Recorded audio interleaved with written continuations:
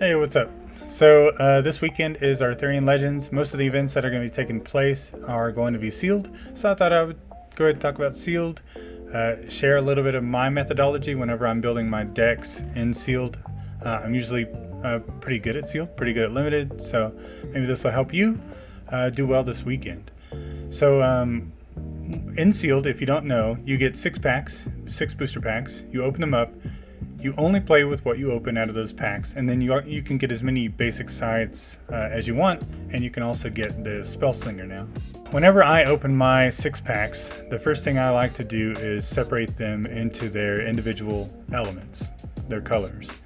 I do this because I want to see how much support each element has in the card pool that I've opened.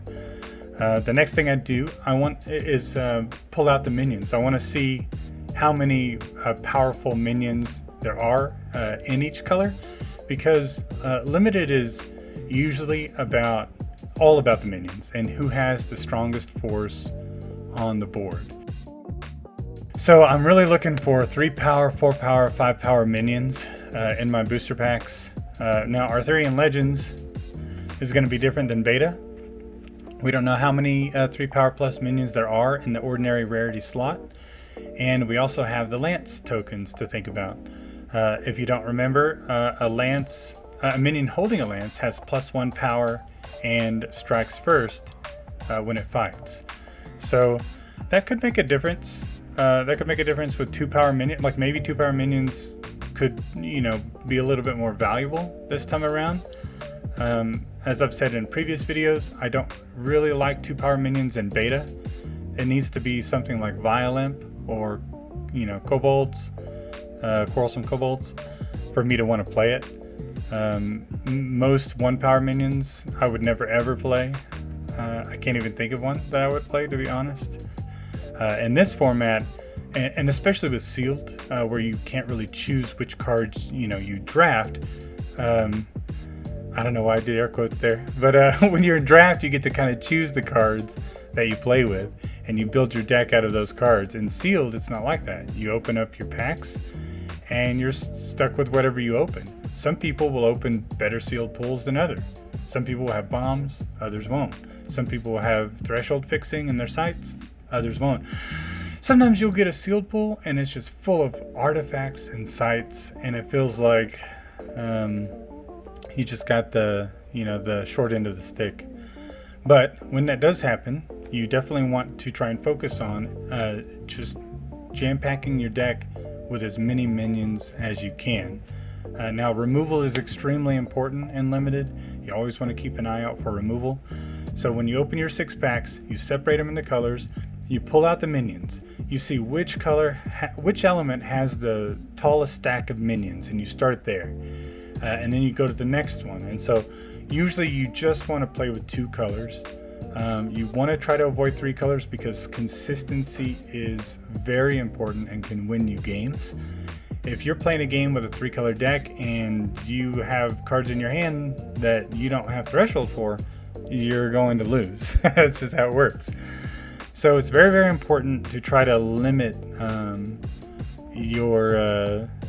to mitigate the downside of chance. Try to play with only 2 colors if you can.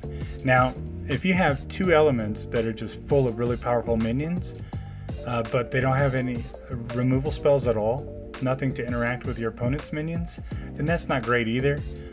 So you will need to kind of look at a 3rd color. You might want to splash a 3rd color just so you can get some mid to late game spells to take care of your opponent's minions.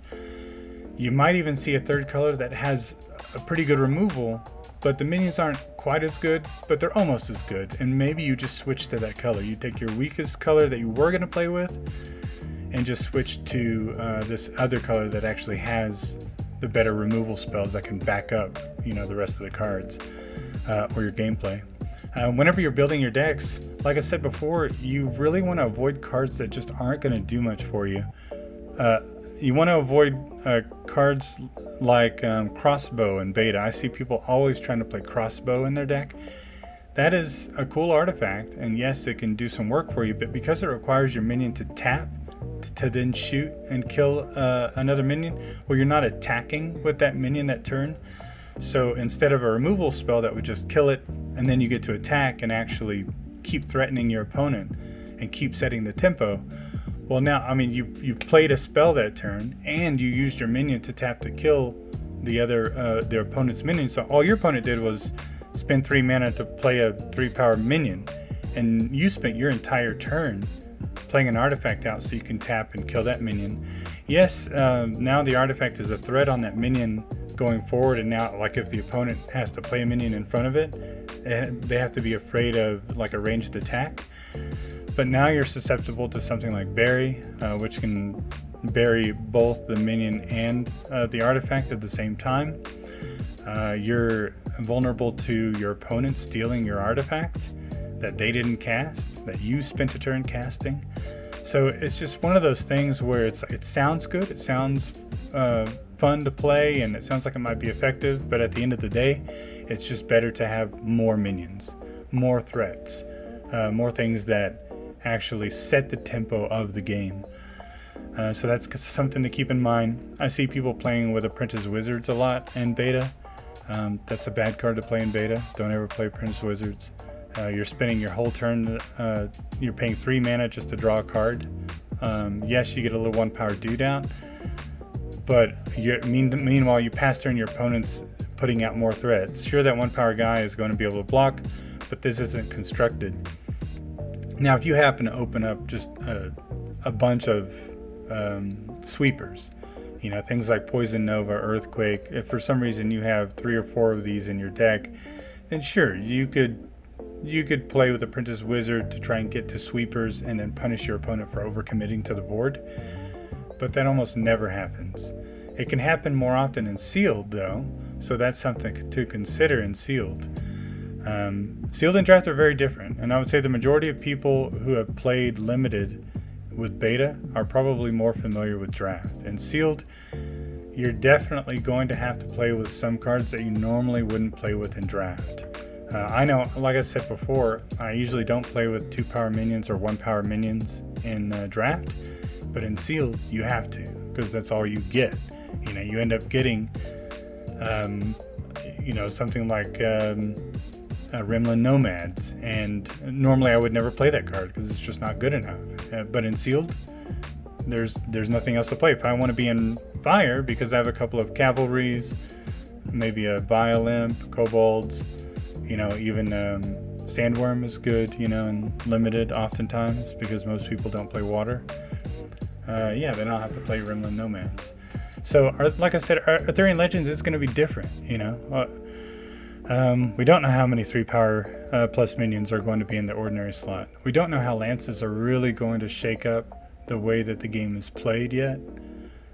Now, lance tokens do break after one use, but after that one use, or using that lance that one time could mean removing an opponent's minion. So we'll have to see. But yeah, just to recap a little bit, whenever you get your 6 packs, you really want as much time, especially with a new set, you want as much time to build your deck as you can get. So open your packs. Don't spend a whole lot of time looking through your cards if you're interested in actually building as functional of a deck as you can muster. Just open the packs, pull the cards out, set them aside. Just stack them up off to the side. First thing you should do, separate them in the color. Don't bother looking really hard and reading too in depth. Just separate them into the colors. We will have multicolored spells in this format. So yeah, you'll set those aside and you can check those out later. But just separate all the monocolored spells out and then pull out your minions. See, how many minions do I have here? Look through your multicolored spells. Do I have support? Like maybe you see that you have a pretty good stack of fire and a pretty good stack of water. You know, hopefully water will be playable with Arthurian Legends. Look through your multicolors. Oh, do I have some fire, water, multicolored, spells that I could play? So it's very, very important to fill your deck with enough minions that you can reliably play a minion every single turn. You really don't want to be passing the turn without playing a minion. Sure, some turns you will use just to remove a minion.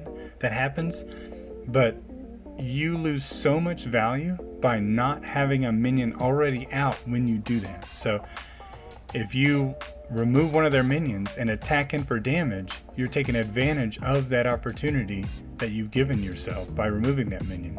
But if you don't have anything to attack, all you're doing is spending a turn to remove a minion, then that's not great. You're not really advancing your game.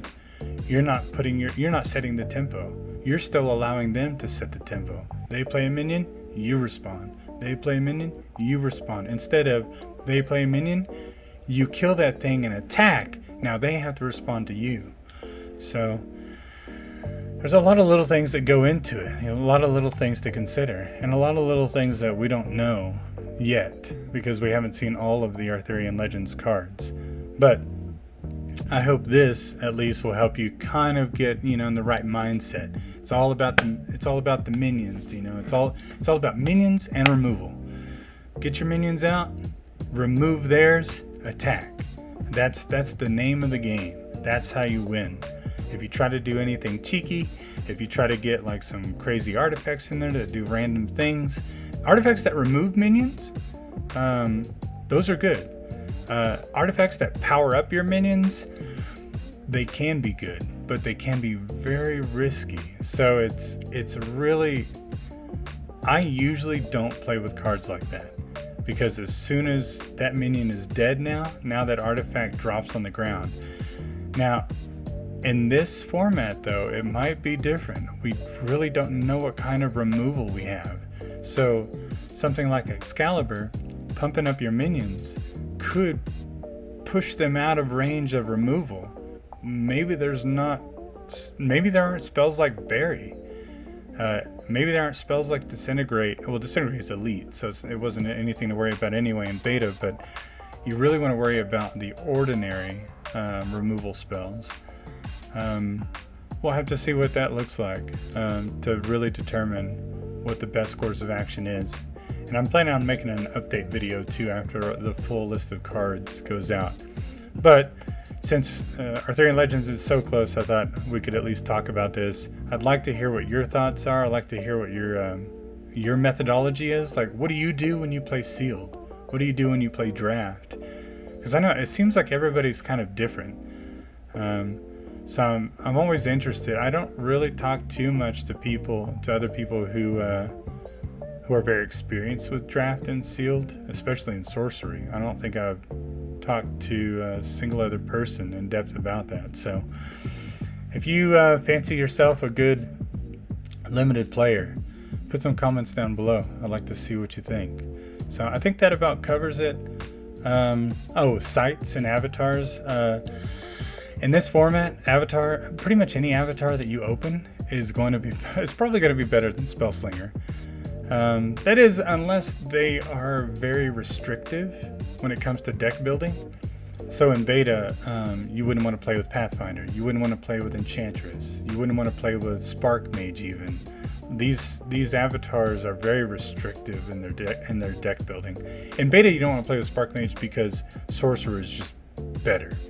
When you're playing beta draft and beta sealed. Spark Mage could be really good if Sorcerer was out of the picture, but you know what I'm saying. Any kind of avatar that forces you to play certain cards that you just don't have. You don't have them in your sealed pool. Those, of course, you want to avoid. Like Spellslinger giving you an extra spell at the start of the game is going to be better. But yeah, so keep an eye out for the avatars. Of course, that will sometimes change the way you build your deck, but not a whole lot. Like I said, it really is a minion game. It's about the minions. It's about the removal. Play your minion, remove theirs, attack. That's how you win. And you just keep doing that. You try to flood them, overwhelm them. They're probably not going to have mass removal. If you have more minions out with more power than they do, you will outrun them. So it's very, very important not to fill your deck with a bunch of little 1 power, 2 power guys that just can't hold a candle to their Sandworm, or their even Caravan. I would play with Caravans. 5 mana for 4 power, not a great rate, but I would play with it. And Beta, because it was 4 power, it's really difficult to deal with. So knowing what kind of removal spells are in the format is very important, and we won't know that until the day of, or maybe the day before, if spoilers leak out. But yeah, like I said, I really want to hear what you think. I'll catch you on the next one. Actually, I'll see you this weekend if I don't post another video before then. All right, ciao.